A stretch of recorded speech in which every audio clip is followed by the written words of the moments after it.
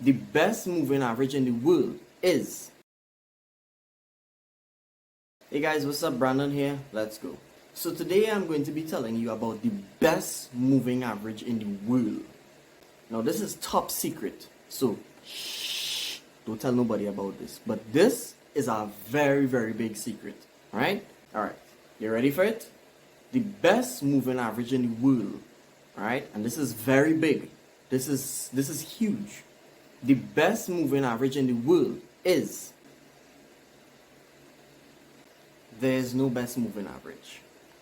Anybody who tells you that you need to trade with a particular moving average, or you need this one or you need that one to do whatever, let me tell you, that is absolutely incorrect. The best moving average in the world is the moving average that you decide to use because you're comfortable with it.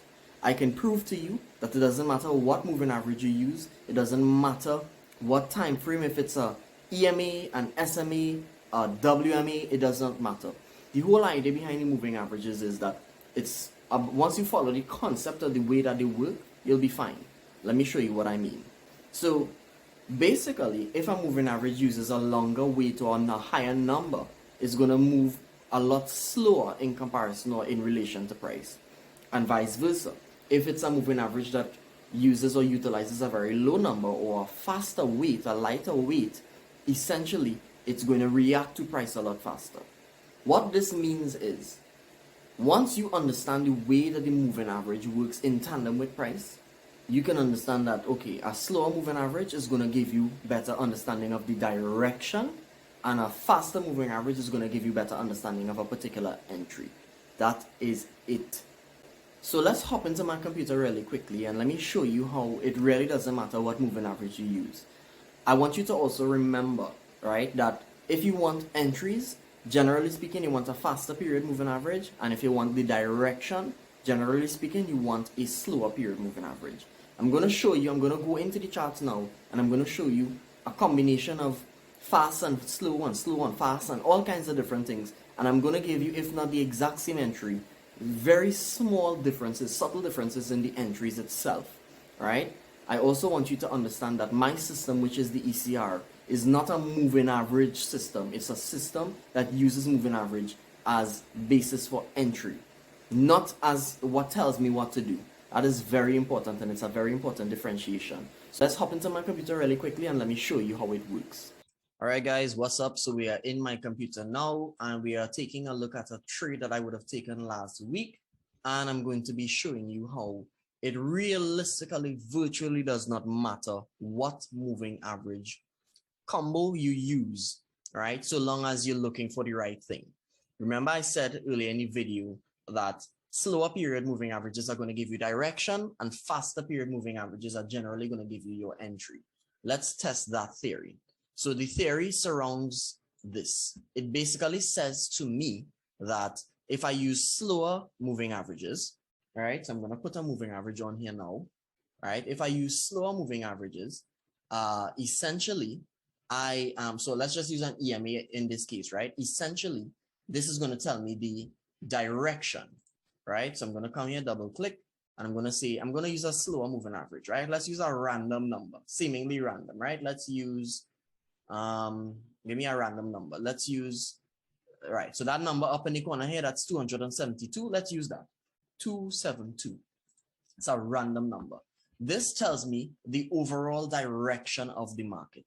As you can see, the overall direction is being portrayed, right? Overall, it's bearish here, and then it can tell you at this point, it is when it shifted and it changed, right? Now, if we want an entry, generally speaking, you want a slower period moving average. A faster period moving average. So let's just say 27. Now, you can see that price hugs the moving average a lot more closely. Now, what is very important to understand with this is you cannot use the moving averages by themselves, which is what a lot of people might think that I do. I can tell you that my system is a system, as I would have mentioned, that uses market structure, a combination of elements coming together to create one thing, and then I look for my entry by the use of the moving averages. And I typically use two to confirm to me by the use of the setup that I have created, which is called the ECR. I have done so by creating a combination of two moving averages, any two moving averages. Typically, because I'm looking for an entry, they should be shorter periods or faster numbers, lower numbers, right, to give me my bias and my entry. So we're going to use, we'll use the 27 in this case. In this case, it's blue, right? I can tell you that the reason why I would be prioritizing sells is because at this point, and if I use the replay function, you would see here, right? At this point, this is 3 taps to my trend line, right? Regardless of the moving average I use, forget the moving average for a little while. It's a 3 taps to my trend line. And if I'm looking for an opportunity, if the market has to reverse, it should reverse off of this low by the creation of a W pattern. So generally, I should be looking for something that looks like that. Now, because I know that I'm looking for something that looks like that, I can try to take advantage of price between here and here. That only makes sense to me, right? I don't know if it makes sense to you, but it makes sense to me. Let me show you something really interesting.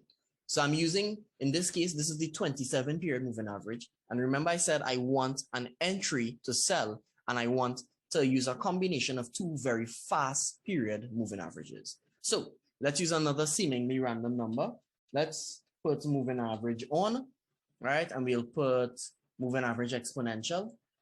And look at that. Even the random moving average that I just put on, which is the 9, I believe. That's a random period moving average, if I do say so myself. Let's see what happens. You actually have an entry before where this third tap happened, but any one of these candles that you could have sold. Now, let's see what happens again, right? It does indeed just drop all of the way, right? Now, granted, your entry would have been a little sooner than you would have liked, but it still shows you an entry. Now, let's change those moving averages and let's change the numbers and see if anything changes. We're still looking for sells. Remember, our bias is to look for sells, right? So let's change them. Let's put 2 more random numbers on. So we'll put, let's put the 15, right? And let's change this one to maybe the, I don't know, a random number. Let's put the 73, right? Random numbers. Cool. So at this point now, this is going to give you a slightly later entry because the moving averages are a little bigger. They are slower numbers, right? So let's play and see what happens. Boom, it crosses. As you can tell there, it crosses. Same thing. Same thing, right? We're looking for our entry to give us the black candle to enter on, and boom, there we go. I could sell this, I could sell this. Any one of these candles, I could sell it, but I still have an entry. Because at this point, I still know the market, generally speaking, based on my criteria, generally speaking, it's going to drop. Let's change it up even more, right? Let's change it up even more. Let's now use, let's go back with the replay function again, and we'll put it right, let's put it right here. Let's now use an SMA, right? So we'll use a simple moving average and moving average. Boom, there we go, right? So we have, let's use another random number. Let's use, the time is 11:49. Let's use the 49, and let's use the 11. You know what? Let's use the 11. Right? Cool. Same rules apply. Let's see what happens. Right? All here is reasons for me to sell because the cross happens. Now, if I wanted an entry, the cross has already happened. I could use any one of these black candles to enter because, again, my bias remains the same. The only thing I'm using the EMA for at this point is the entry, right? That's all I'm using the EMAs for, the entry. Let's try it even, let's carry it a step even further. Let's use a WMA now, right? A weighted EMA, right? Let's use 2 WMAs, right? And let's use a different number again. Let's use a different number. So it is 29 degrees Celsius here by me in Trinidad and Tobago. So let's use the 29. And I'm literally using random numbers, right? And the date is the 9th of March. 9. So we'll use the 9. We'll leave the 9, right? Or actually, no, what? We did the 9 already. So let us use, let me use a random number. Let's use I want a random number, right? Let's use the let's use the 14, right? 14. Same thing applies. The only thing changes is where or how soon you enter. Now, a lot of people feel like they need the cross to enter. Now, I'll tell you, the cross, the best place to enter is after the cross. I agree. But that must be in tandem with your bias. It must be in tandem with your bias, right? So if it's not in tandem with your bias, then you will essentially be doing just that. You'll be trading a random EMA cross or moving average cross. That is not what I do. What is very important to keep note of or to take note of is how the moving averages are telling you or confirming to you what you already believe. You understand? So regardless of if it is you change the numbers or what, the only thing that is really going to change is how soon or late you enter. That's it. That's literally it. So when people ask, well, what moving average do you use? I see that in some videos you use the 10, and in some videos you use the 14, and in some videos the 48, and then sometimes you use the 100.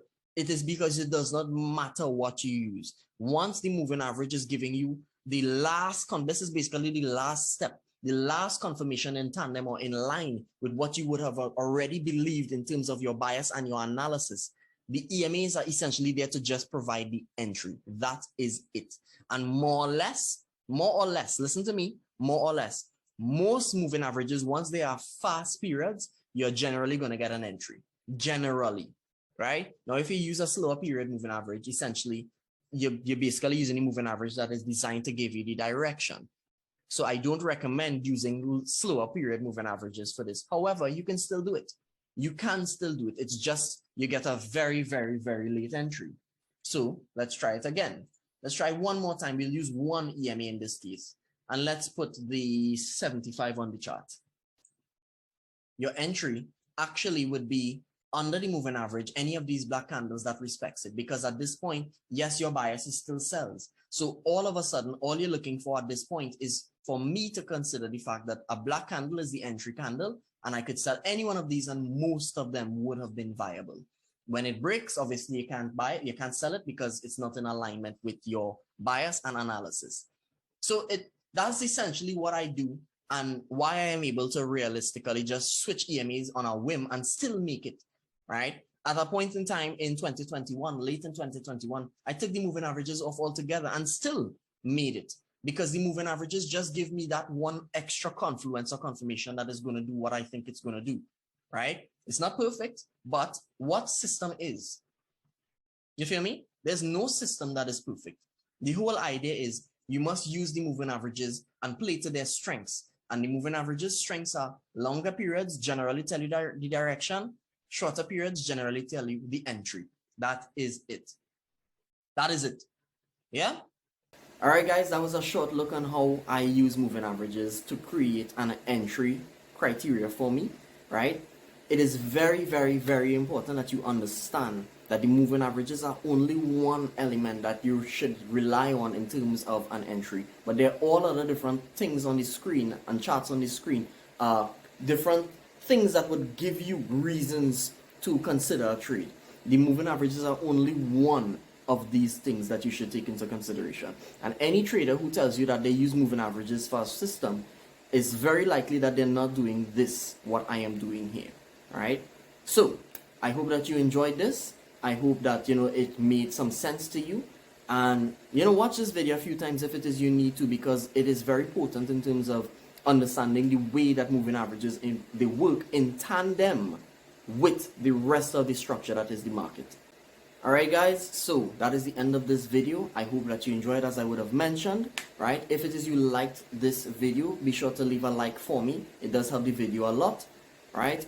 If it is you disagree or agree, let me know in the comments. Let me know what your thoughts are on moving averages. Do you use them or do you not use them? And if you do, how do you use them? Alright?